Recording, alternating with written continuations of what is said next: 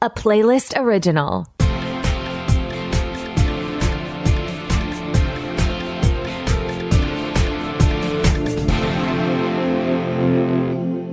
Welcome to the Pilot Podcast, where we review the pilot episodes of TV shows to answer your question, should I watch this? My name is Mitu. And my name is BJ. And this week, we're watching My Wife and Kids, first airing on ABC and now streaming on Netflix. So stay tuned to find out if Mitu would want to be friends with Michael and Janet. Okay, I'll think about it. Sorry, I don't know why that hit me so hard. It's a complicated question. Well, while you think about it and maybe to help you find an answer, tell us a bit about this show. In this 2000 sitcom, we meet Michael, played by Damon Wayans, and Jay, or Janet, played by Tisha Campbell, a married couple with 3 kids. Junior, played by George O. Gore II, Claire, played in Season 1 by Jazz Ray Cole, and baby Katie, played by Parker McKenna Posey. In this first episode, Claire's growing up, Junior wants to go to a gangster rap concert, and Michael wants Jay to stop working. So Mitu, you watched the original run. How did it feel returning to this show and hearing those jokes again? Well, it's not quite hearing them again in the sense that it's been almost 20 years, so everything was brand new. And that's actually what stuck out to me so much is as a sitcom develops, as you get to know the characters, it's very typical for them to get seated more in their characterizations. The silly one from the pilot becomes absolutely zany by season 3 if they get to go that far.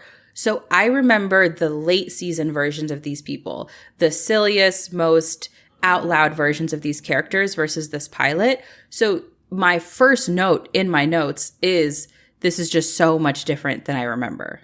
That's kind of cool. It helps you reflect on what you remember and see how much the show evolved over time. Because it got 5 seasons. Very popular. Yes, it was very funny. I remember laughing a lot. I remember specifically thinking Tisha Campbell was so funny on this show. So it was odd to see her in this first episode play the subdued wife and maybe a more common 2000s version of a housewife in a sitcom like this where her husband is the silly one, the kids are the silly ones, but she's a little bit more of a straight character. She's not quite the straight man in this first episode. She gets some jokes in, but she's definitely more reacting to the people around her. Whereas as the show develops, I remember Jay being a character and not Janet, who is what she's mostly called in this first episode. I think that would be much needed because Michael led a lot of the jokes in this first pilot. I'd say 50% did not land well today. I think things have changed, especially how we see parents and children interacting. And it made this a little uncomfortable at times. Yes, it's very dated, which interests me that it is so popular on Netflix, that the listeners requested this one. This was a very dated pilot episode. But from all the clips I'm seeing circulating on social media and stuff, I know that it gets funnier, and I know that everyone gets to be much sillier. It was just fascinating to see a sincere debate between 2 adults of should I go back to work, and him basically blaming any complications with their kids on the fact that she's at work. And I know that this probably still happens, but it really blew my mind to see. I can't fathom, for example, she gets a promotion and she tells her boss, I need to talk to my husband about this. That's not something that went along with how I perceive the world. I was like, you have to do what to what? I gotta check with my husband, check with my kids. Actually, I should ask my father-in-law if he feels this is appropriate. As you know, I'm not allowed to have my own bank accounts or credit cards, so this gets complicated. They'll see when my pay increases. And with the funny, there were some heartfelt moments. This is a family sitcom. And I think Michael and Claire had a really nice scene because we see in this first episode, Claire is going through teen angst, maturing and having a crush and trying to process those feelings.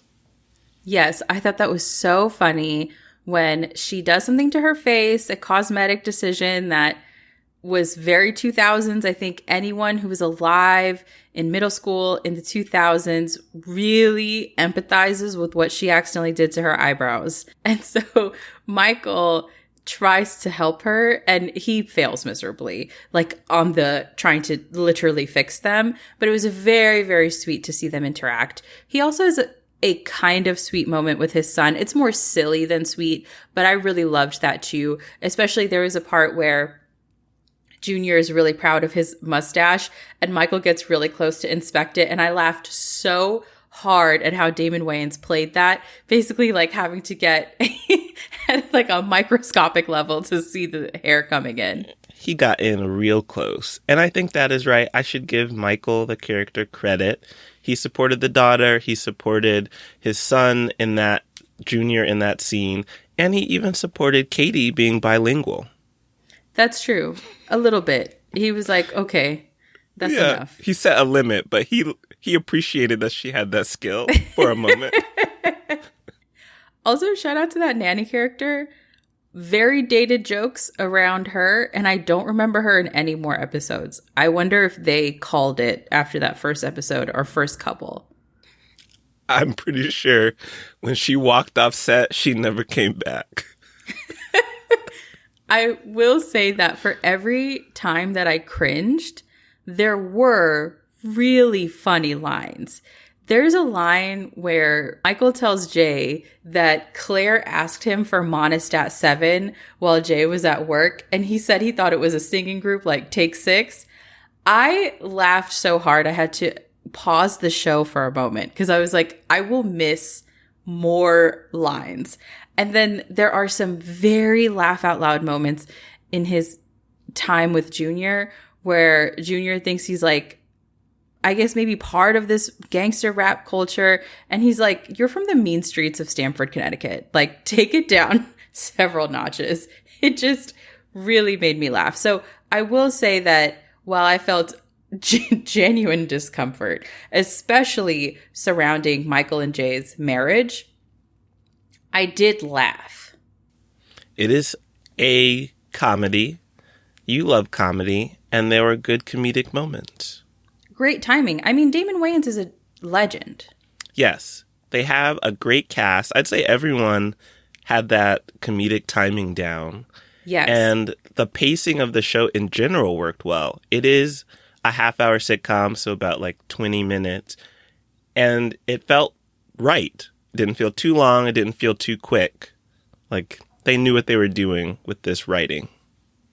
Yes. I mean, that's the art of sitcoms, especially from a certain era, certainly dated. What they understood across the board was, let's introduce these characters. Who's the goofy one? Who's the surly one? Who's the this? Who's the that?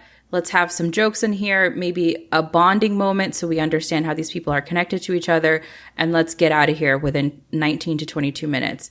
And I feel like that's an art form that is getting lost because there isn't the stress of commercial breaks, and you often no longer get these 22 episode seasons, so you don't get to like live in these characters and watch them develop more naturally. So instead, you're getting these hour-long pilots where they give you what would be half a season in 22 episode season world. And you're getting all of that packed into like an hour. But I loved the break from that in this.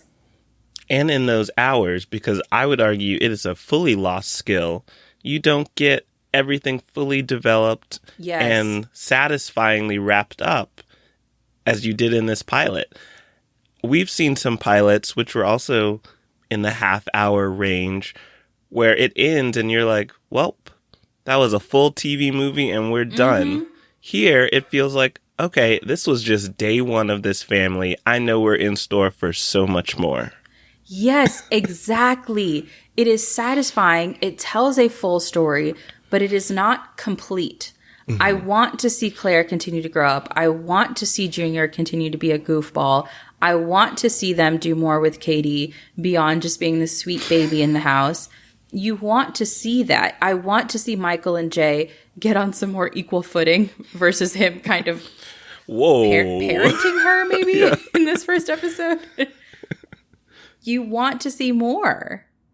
And that's an art. You're right. And I'm not seeing that. I feel like an old curmudgeon, but it really is an art that I don't want to say is lost, but we definitely don't get to see it a lot. And you and I watch, I actually feel uncomfortable discussing how many pilot episodes we watch in a year, but we watch a lot. Yeah. There's the shows we review and then the shows we just watch. And then the ones we recommend to each other. Yeah. Like, we don't have a whole podcast where we do this. We're just like constantly watching television. So look, guys, we have done our research and we know that art is not, it's not prominent anymore. It isn't. Also, you pointed this out, bloopers. A good blooper reel during the credits. We're not seeing that in the sitcoms enough. No, that's a full throwback to 90s, 2000s. Even Disney used to do it. Mm-hmm. And to be honest, these weren't the best bloopers, but I do like seeing those personal moments with the cast out of character. Yes. It's like you get a peek behind the curtain. Yeah. I want to see where the magic happens, how it's put together. With that, do you want to watch more of the magic of My Wife and Kids streaming on Netflix? Not really. I'm sorry. You just spent the last 2 minutes being like, the girls are not doing it like Damon Wayans and them. And now you're saying, and I don't care. I'm the girls. I don't want to watch more of this. Yeah, I mean, I would love some people to watch this, learn from it, and make something new. I think I would put this in would watch while traveling. This feels like a great airport show when you're sitting at the terminal. Maybe you're grabbing a quick meal during a layover, or you're on the train, whatever way you're traveling. Maybe not while you're riding in a car. I kind of get car sick if I'm trying to watch a show in a car. But any other vehicle, a bus, going on a long bus ride. Otherwise, this is not the comedy for me. Enough of the jokes didn't land that I don't want to continue watching. How do you feel as our resident viewer who has seen the show, even if you can't remember the pilot the first time? Not even a little bit did I remember it. I do want to keep watching. I want to watch again casually because I can see the potential. I can see the building blocks for the show that I remember. And I think it'll be interesting to get there. I think it'll be interesting to watch the characters develop into the ones that I remember and love. And for Sitcom Hive, I thought this was really funny. It is very dated. A heads up that it is very, very dated. But the jokes that landed, at least for me, landed. I cracked up several times during this pilot. There you go. A glowing endorsement from our resident comedy lover. And well, calm down on glowing because we touched very lightly on it, but I'm not endorsing this marriage that I saw in this pilot episode. But it is a positive endorsement. Speaking of that marriage, would you want to be friends with Michael and Jay? This is such a hard question because I know I don't want to be friends with the season 1 version of them, or at least this pilot episode version, because I think I would feel overwhelmed by that conversation alone of like, I told my boss I need to ask my husband. I'd be like, okay, I'm so sorry. I have to get my things and leave. I'm overwhelmed. And you just grab Jay's arm and like, yeah. We're leaving. We gotta go. That's true. It's like, I'm gonna hold your hand when I say this. We have to get out of here. We have to go. So there's that. But I think in the later seasons when they're really, really silly, I would be overwhelmed for another reason of just shenanigans, their antics. However, I think you and I would love like a twice a year dinner party at their house where we witness the chaos and then it feeds us for like 6 months. You know, you and I having tea or hanging out and just being like, ooh, and then remember when he called Jay a blah, blah, blah, and when Jay threw out the blah, blah, blah. And then right when those stories are starting to get tired and we've rehashed it for too long, boom, here come our, again, 6-month check-in, and we do the next dinner. So I think that's the level of relationship I'd like to have for the plot. Okay, I support that. I think it would be fun to visit their sitcom-style home because it's such an odd layout. Imagine what it would be like to be in this wide, flat, open home. More homes should just be wide and flat, actually. There's too many stairs in this world, so I support it. Stairs that lead nowhere. We're missing a wall. The like dining area / kitchen is just awkwardly shaped. It is open floor to an extreme, and I'm fine with that. I think that adds to the plot. That adds to the plot. That's part of the story. Mm-hmm. Well, if you want to learn more about stories and what adds to plots, you can listen to more episodes on our website, thepilotpodcast.com, and you can follow us on all of your favorite podcast platforms. Because every other week we review a show recommended by you, our wonderful listeners, just like this one, to askthepilotpodcast@gmail.com. Thanks for listening. Bye.